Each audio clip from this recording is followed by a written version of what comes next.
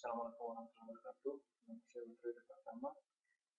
Di sini saya akan menjabarkan cara kerja dari tugas besar saya, yaitu matematika sederhana. Di sini saya membuat 9 menu untuk perhitungan matematika. Pertama persegi, kedua lingkaran, ketiga segitiga, keempat sisi miring segitiga siku-siku, kelima kubus, keenam tabung, ketujuh penjumlahan matrik, kedelapan faktorial, dan kesembilan persamaan kuadrat. Pilihan ini dijalankan pertama pada integer main. Di sini ada variabel pilihan dan status. Di sini ada do dan while. Do while, maksud dari do while ini pertama kita jalankan dengan pilihan 0, layar dihapus. Di sini ada 9 pilihan yang ditampilkan tadi. Di sini saya menggunakan switch dan case. Apa itu switch dan case? Switch dan case berguna untuk masuk ke dalam menu yang kita pilih seperti berikut. Lalu saya akan mencoba menjalankan pilihan pertama, yaitu persegi. Jika kita mengetikkan 1, maka akan masuk pada case 1 persegi dan memanggil fungsi persegi. Fungsi persegi yaitu void persegi. Di sini akan menghilangkan layar, sistem clear, lalu akan menampilkan luas persegi, lalu masukkan panjang sisi persegi. Pertama-tama kita masukkan panjang sisi persegi, misalnya 4. Lalu luas persegi dengan sisi 4 adalah 16, dikarenakan lalu yang 4 yang dimasukkan oleh user akan di-scan dan dimasukkan ke variabel sisi. Lalu luas persegi adalah sisi dikali sisi dan ditampilkan kepada user sebagai berikut. Lalu mengapa ada tekan 1 untuk kembali dan ke menu utama atau 0 ke keluar? Karena ada do while pada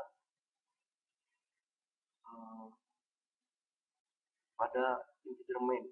Jadi setelah selesai melakukan akan ditampilkan tekan 1 untuk kembali. Setelah kita pilih, misalnya kita pilih 1,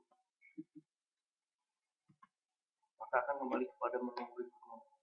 Seandainya kita sekarang akan pencetkan tombol 10, maka akan tampilan Anda tidak mengetikkan pilihan yang benar, dikarenakan ada default pada switch case tadi. Jadi jika pada pilihan di luar antara 1 dan 9, maka akan terjadi perulangan tampilan sebagai berikut. Lalu kita coba masuk ke menu 2, lingkaran.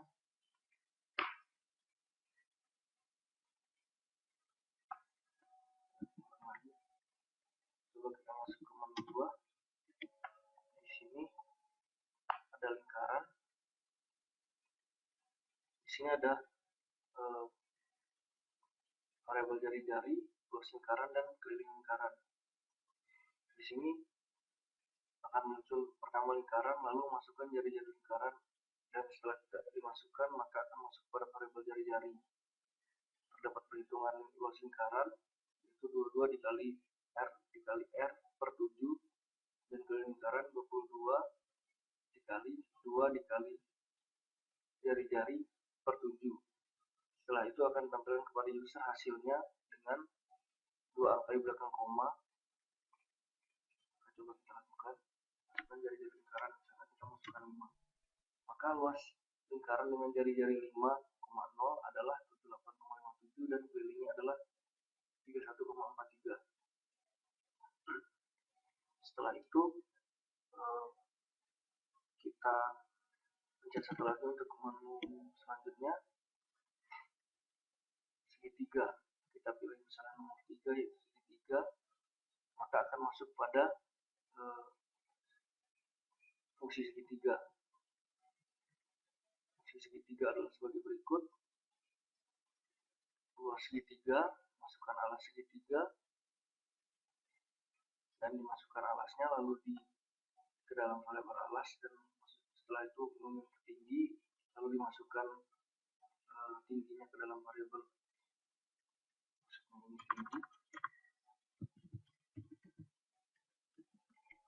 lalu luas segitiga alas dikali tinggi dibagi 2. Selanjutnya kita jalankan segitiga, masukkan alas, sana kita masukkan 4, lalu tinggi kita masukkan 5. Karena tadi barusan diganti, maka coba kita beri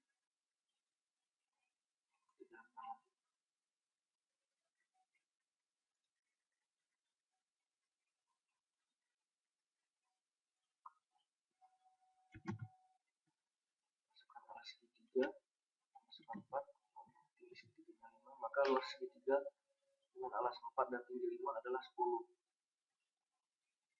Lalu kita tekan 1 untuk kembali lagi. Di sini kita akan pada menu keempat, yaitu sisi miring segitiga siku-siku. Pada sisi miring segitiga siku-siku, lalu kita cek pada Pythagoras. Di sini ada sisi 1, sisi 2, dan sisi yang dicari. Di sini ada pengenaan layar terlebih dahulu, pengisian layar, lalu judulnya sisi segitiga siku-siku, lalu masukkan sisi siku-siku pertama, sisi siku-siku kedua, dan di sini akan dicari dari sisi yang dicari tersebut, yaitu dari akar dari sisi 1 dikali sisi 1 ditambah sisi 2 dikali sisi 2. Setelah itu ditampilkan pada user. Coba kita jalankan. Selanjutnya masukkan sisi siku pertama, kita masukkan misalnya 4, masukkan sisi siku kedua, masukkan 5, maka hasil sisi miring dari segitiga siku-siku ini adalah 6,40. Lalu kita kembali ke menu sebelumnya. Di sini ada perhitungan kubus. Pada switch case akan memanggil fungsi kubus.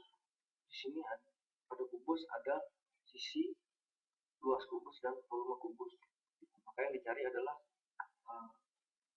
volume kubus dan luas kubus. Di sini akan meminta sisi kubus kepada user, lalu dimasukkan kepada variabel sisi, dan luas kubus adalah 6 dikali sisi, lalu volume kubus adalah sisi dikali sisi.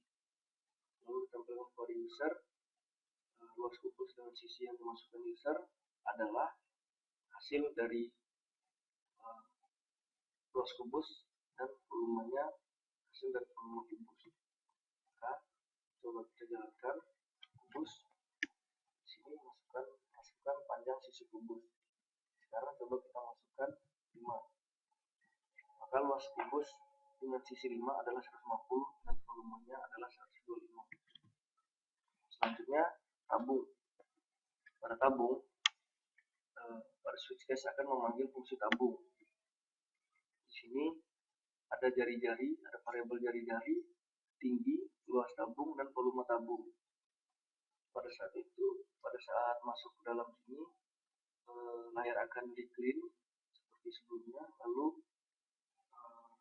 judulnya tabung, meminta jari-jari kepada user, dan user memasukkan jari-jari, lalu dimasukkan ke dalam variabel vertical float jari-jari, lalu meminta tinggi tabung. Di sini akan dimasukkan kepada variabel tinggi yang vertical float juga, lalu akan dicari volume tabung, yaitu dengan rumus 22/7 atau I dikali jari-jari dikali jari-jari dikali tinggi, lalu luas tabung I dikali jari-jari dikali jari-jari ditambah jari-jari dikali tinggi, lalu akan ditampilkan kepada user seperti biasa. Dan ini vertical float yang ditampilkan hanya 2 angka di belakang koma. Lalu kita coba jalankan tabung, masukkan jari tabung, misalnya kita masukkan 6, masukkan tinggi tabung, kita masukkan 7, maka luas tabung dengan jari-jari 6 dan tinggi 7 adalah 155,14 dan volumenya adalah 792. Lalu kita masuk pada menu berikutnya, penjumlahan matriks. Pada penjumlahan matriks, kita masuk pada variabel penjumlahan matriks. Di sini ada variabel baris diisi 0 dan kolom diisi 0, lalu I dan J. Di sini ada tiga variabel integer yang tiga variabel array 10 kali 10, A, B, dan C yang bertipe integer. Lalu layar akan di clean. Selanjutnya akan menampilkan matriks, judul matriks, dan dengan syarat maksimal order 10 kali 10. Lalu di sini ada do while digunakan apabila user meminta baris atau memasukkan baris matriks yang diminta ini lebih dari 10 atau kurang dari 0 agar tidak terjadi kesalahan karena di sini sudah dideklarasikan 10, dan jika user memasukkan lebih dari 10 maka array tidak cukup. Jika dimasukkan kurang dari 1 apabila 0 atau dan lain-lain maka tidak akan menjadi array. Dan selanjutnya sama dengan kolom. Lalu meminta data kepada user dimasukkan satu-satu sesuai dengan indeksnya, dan untuk matriks B juga seperti matriks A, lalu ditambahkan satu-satu dengan pengulangan for, lalu hasil akan ditampilkan kepada user dalam bentuk seperti matriks.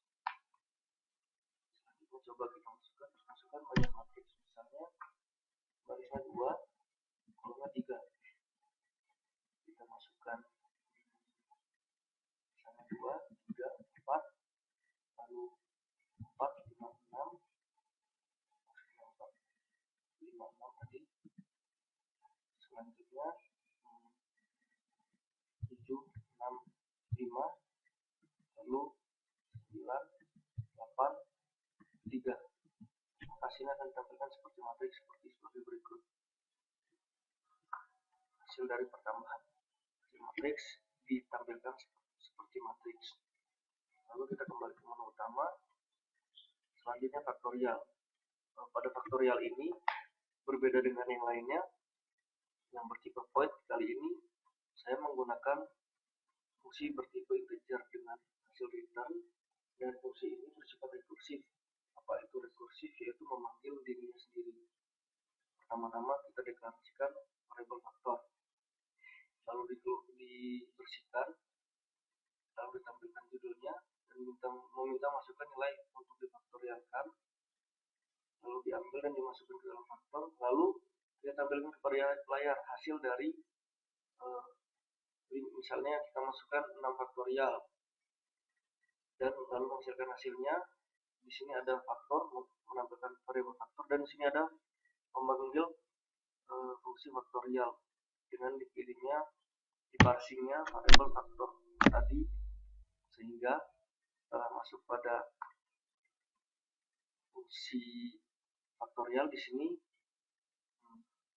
variabel faktor yang diparsing akan ditangkap, lalu masuk jika if sama dengan 2 maka return faktor. Jadi jika if itu adalah 2 maka langsung saja dikembalikan kepada user bahwa hasilnya itu sama saja dengan yang dimasukkan. Apabila tidak maka masuk kepada faktor dikali faktorial yang memanggil fungsi faktorial sebelumnya. Jadi misalnya 5 dikali 4 faktorial, maka dari itu akan terjadi pengulangan pada fungsi faktorial, sehingga itu yang disebut rekursif, memanggil dirinya sendiri. Maka coba kita jalankan, misalnya 6, misalnya kita masukkan faktorial, lalu masukkan nilai faktorialnya 6, maka hasil dari 6 adalah 720. Selanjutnya yang terakhir yaitu akar persamaan kuadrat. Di sini masuk pada fungsi akar persamaan kuadrat. Di sini dicontohkan a x kuadrat ditambah b x ditambah c sama dengan 0. Maka kita akan mencari nilai akar persamaan kuadrat tersebut. lalu diminta A-nya diisi dengan nilai berapa. Selanjutnya meminta B pada user, dimasukkan pada variabel B, dan meminta nilai C pada variabel kepada user dan dimasukkan ke variabel C. Lalu dicari determinannya, B dikali B, B dikali B dikurang 4 dikali A dan dikali C. Setelah dapat determinannya, lalu dicek apakah D kurang dari 0, D sama dengan 0. Jika D sama dengan 0, maka X1 adalah min B per 2 dikali A. Dan hasilnya adalah 2 akar real kembar dengan X dan sama dengan X2, dan hasilnya adalah dari perhitungannya, lalu dia lebih dari 0 dengan hasil 2 akar real berlainan dengan hasil yang dicari sebagai berikut.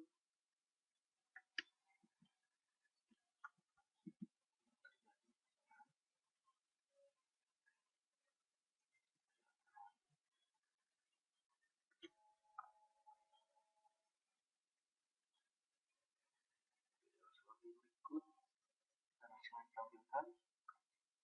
Lalu jika D kurang dari 0, jika tidak pada kedua step di atas dan D kurang dari 0, maka hasilnya sebagai akar imajiner berlainan dan ditampilkan. Coba dengan kalimat 9, masukkan 1, 2, dan 1, maka hasilnya adalah akar real kembar sebagai berikut. Lalu coba kita ulangi sekali lagi. Saat kita masukkan 3, 2, 4, hasilnya adalah 2 akar imajiner. Lalu kita sudah tadi menekan tombol 1 dan coba kita tekan tombol 0 seandainya karena kita sudah selesai membuka, maka hasilnya selesai dan selesai. Sekian tugas besar saya dan sekian pemaparan saya. Saya akhiri. Wassalamualaikum warahmatullahi wabarakatuh.